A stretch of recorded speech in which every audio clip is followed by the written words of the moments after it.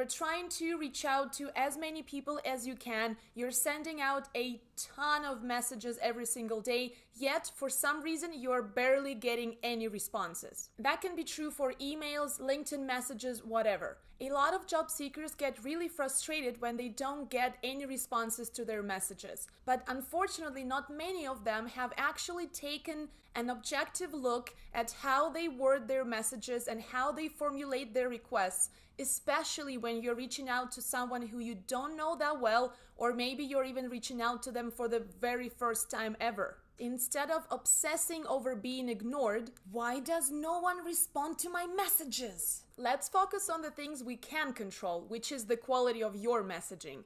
I want to share with you 3 simple yet effective strategies that I use myself with my messages, and I also advise my clients to use as well. And that way you are guaranteed to improve your response rate and hopefully never feel ignored again. Number 1 is keep your message short and punchy. I cannot stress enough how important this is when you're reaching out to anyone, but especially if you're reaching out to someone you don't know that well. Ideally, your message, whether it's an email or a message on LinkedIn, shouldn't be longer than 3 to 5 sentences. That's the optimal length for a message. That is digestible, that's easy to read quickly, and that doesn't require a big time commitment from the person you're reaching out to. Just remember, longer messages does not mean better messages. Number 2 might surprise you. Use 3rd grade language. Yes, you heard me right. 3rd grade. Boomerang did a bunch of studies and they found that the reading grade level of your emails has a dramatic impact on your response rate, which means that if you write in simpler words and shorter sentences, you're way more likely to get a quick response. And number 3 is don't come in empty-handed.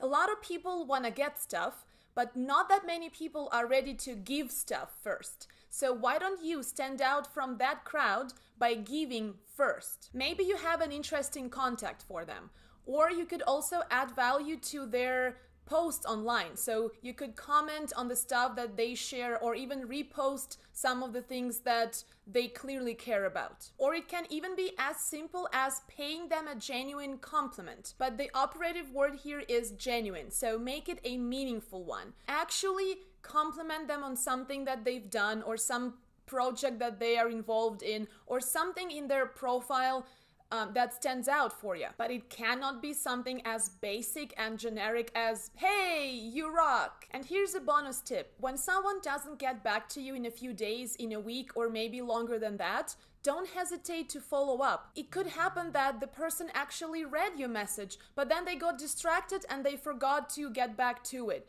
I mean, anything can happen. You don't know all the variables at play here. So it never hurts to follow up and, again, kindly and politely remind the other person of your previous message and see if they would be open to continuing the conversation. Thanks so much for watching today's video. I hope it was helpful. If you enjoyed it, please give it a like, and if you have any questions, start typing in the comments right now.